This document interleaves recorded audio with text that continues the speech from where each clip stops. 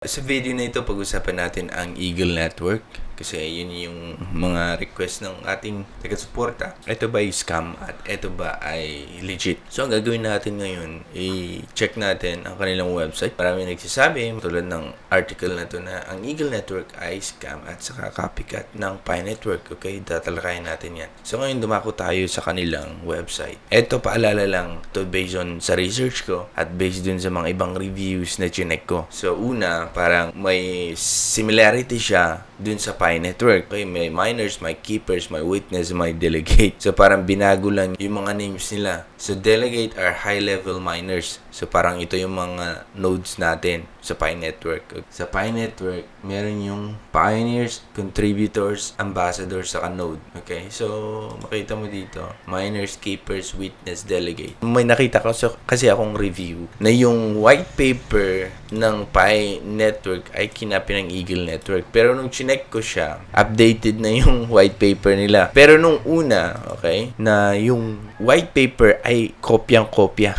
ng Eagle Network sa Pi Network. To wala na, in-update na nila, wala ka na makita. So, dun pa lang sa una, kung meron ka talagang plano, merong nakalatag na white paper talaga na para maintindihan ng mga tao kung ano ang goal ng isang project. Pero dito parang copy muna sila nung una, tapos napansin ata nila na nakagain ng attention na maraming nagbabasa din ng white paper, kaya ngayon binago nila. Pumunta naman tayo sa kung sino ba yung behind dito sa project na to. Pag i-check mo dito, walang mga tao, sino yung mga developers, sino, kahit yung founder man lang sana magpakita. Ang sinasabi lang dito, Egon Coin and Automated Chain.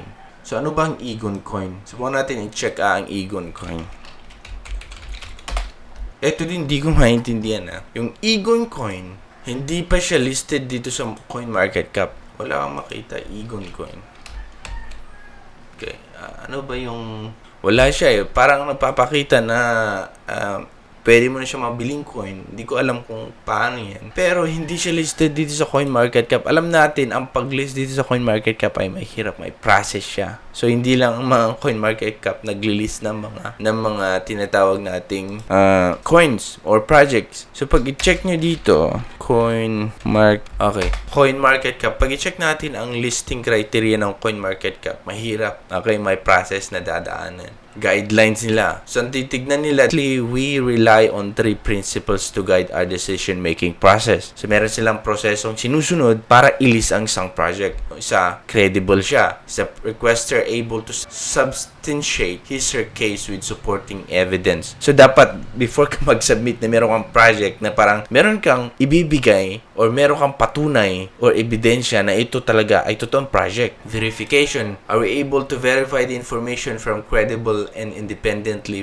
verifiable source? Siyempre, ang CoinMarketCap, i-verify nila kung yung binigay mong information or mga ebidensya ay totoo or yung mga source mo ay totoong hindi na peke, parang ganun. Tapos, itong methodology is a request in accordance with our... So, yung parang nire-request mo ba na gagawin ng CoinMarketCap ay sumasang-ayon dun sa method nila o yung process nila. Ito, para sa mga developers to na nag-create ng project na pwede lang gustong i-list dun sa CoinMarketCap. Once nilagay mo ang project mo dito sa CoinMarketCap, dito pa lang, sinusunod na nila or ni-screen na nila kung ano yung project. But itong Egon Coin wala sa CoinMarketCap. 'Di ba? Parang Egon Coin ganun lang. Nasa Ethereum lang daw siya. Wala din siyang website para ma-check kung ano ba tong Egon Coin na to. So dito parang hindi masyadong clear sa akin. Pati din siguro sa inyo. Syempre pag i-search mo ang coin, unang pupuntahan mo CoinMarketCap or CoinGecko, pero di makita doon. Wala pa silang website. Parang isang dahilan na yun na medyo scammy yung or hindi siya magandang project. Ano pa? So, nabanggit natin na yung about dun sa coin na Egon. Okay, connected dito sa Eagle Network. Pero hindi natin na-find out kung anong website.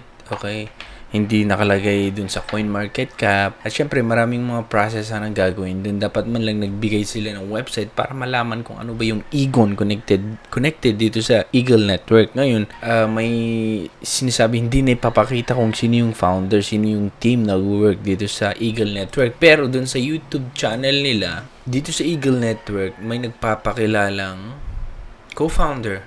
Ito yung para nagpapakilalang co-founder nila. Nagpakilala ata siya. na siya yung co-founder dito sa Eagle Network. Tapos, ang nakalagay na experience niya is nag-start siya, naging crypto enthusiast siya 2017 and wala siyang nabanggit na parang background niya concerning about blockchain or cryptocurrencies, kahit man lang developer siya, ganun. Pero, diba, lahat kasi na nag-create ng project ay meron silang background about dito. Syempre, alam natin ang cryptocurrency ay mahirap gumawa pag legit na project. Pero pag gawa-gawa lang ng mga to, madali lang. So, ito yung parang co-founder na nagpapakilala. Kaso lang, ang problema, hindi nila inilagay dun sa website nila, in-update man lang sana nila. Hello, my name is Jay and I was intrigued by blockchain technology back in 2017 because of its core benefits being incremented trust, security, and transparency. Since then, I have been a blockchain enthusiast for over 4 years now, and I've been actively trading and accumulating cryptocurrencies such as Bitcoin, Ethereum, Neo, Dash, and the list goes on. I have a deep passion for marketing as I have previously assisted a lot of companies in marketing for a more effective outreach strategy. Eagle Network is a dream come true for team and I. In 2017, we started a cryptocurrency analytical web portal as a study of crypto market and which is still influential at coinvilla.com with the team sharing this.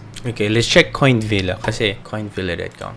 Check natin Okay, so marami siyang binanggit about nag-start siya in 2017 para maging isang crypto enthusiast. Marami siyang tinulungan mga companies, pero pwede namang sabihin yun ako pwede kong sabihin na parang expert ako, IT ako, or developers ako. Pero meron ba akong patunay? Diba? Show them na hindi lamang basta sabi na ganito. Tapos nag-create daw siya ng cryptocurrency portal dun sa Coinvilla na kung saan meron pa. Pero itong Coinvilla kasi, ito, parang same lang din is CoinMarketCap, pero mas reliable ako dito sa CoinMarketCap sa CoinGecko. So, ito yung nagpapakita as co-founder. Ngayon, yung experience niya sa pagbibuild ng mga ganitong project ay medyo hindi pa masyadong maliit pa Pag i-compare mo, parang 2017, alam ko na din ang cryptocurrency, pero hindi pa ako dig deep talaga na parang pinag-aralan yung, pero alam na natin ang cryptocurrency noong 2017, kaya siya ganun din siya Tapos may mga binanggit siya ng mga companies na tinulungan, pero dapat pakita nila. Same din sa Egon na binabanggit nila sa website nila na connected sila sa Egon. Kaso lang, pag check mo yung Egon, wala din parang scam din. Bakit? Wala man lang website na may pakita. Pag tignan mo lahat ng project, kailangan ng website para ma-trace at ma-check kung ano talaga ang status nila. Okay, para ma-visit ng mga ibang investors or retail investors kung ano yung plano nila. Ang Egon wala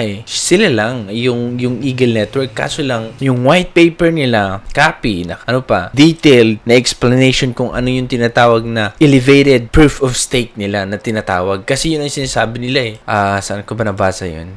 Dito, yung si Eagle Network. Sabi niya, Eagle Network is a new cryptocurrency with an elevated proof of stake. So, nabanggit ang elevated proof of stake. EPOS, tinatawag nila, na na-launch daw nung Feb 2021. Kaso lang, ang problema nga, ano ba ang elevated proof of stake? Yun sa na-explain nila dun sa website nila. Wala Walang detailed na explanation about elevated proof of stake. Pero i-check natin sa Google kung meron, sino bang gumamit, ibang project na gumamit dito sa tinatawag na elevated proof of stake. Elevated proof of stake. Wala. POS lang meron. Pero yung elevated, wala Ito. Proof of stake.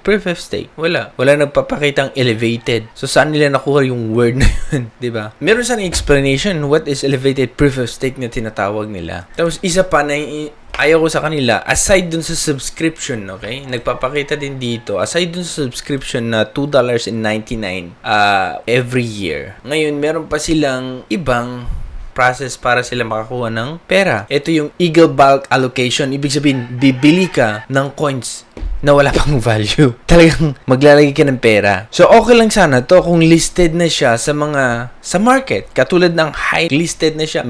Meron na siyang value So, pwede kang maglagay kung naniniwala ka dun sa mga promises nila. So, karamihang mga projects dito sa cryptocurrency based sa mga promises, sa roadmaps nila na pinapaniwalaan natin. Kaya tayo nag-invest. So, dito, ang problema kasi dito, okay lang mag-invest. Ang problema nga, hindi pa nga listed dito sa market. So, yun ang problema. Pag ilagay mo, pwedeng kunin yung pera mo. Ayun, yung Eagle Bulk Allocation nila. Check natin Welcome to the eaglenetwork.app and you can visit our official site. I-forward na natin. Hello miners, welcome. Scroll down and as we all know the current and smart chain Yan.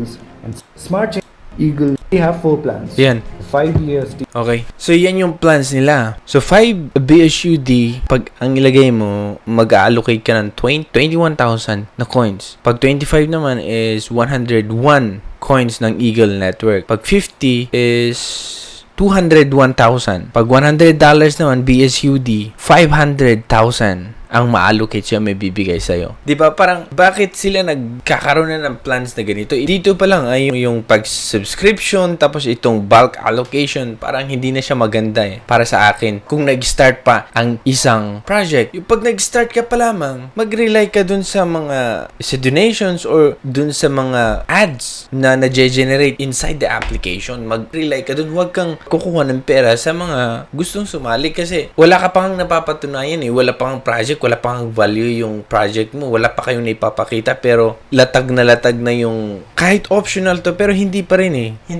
siya maganda tignan sa isang nagsisimulang project. Nasa sa inyong decision yan pero ito yung opinion ko dito sa application na to. Hindi naman siya scam. Magiging scam to once na yung mga pera or nag-stop itong application na to tapos may mga nag-invest. Syempre, yung mga taong yun, sayang yung effort nila, sayang yung pera nila, nag-subscribe sila, diba? So nasa sa yun lang guys, yun ang aking hatol dito sa Eagle Network na to. Guys, kung meron kayong natutunan sa video na ito, paki-like naman.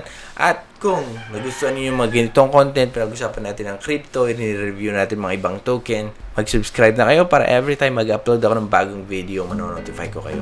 Ako si Torogi and thank you so much for watching. Bye!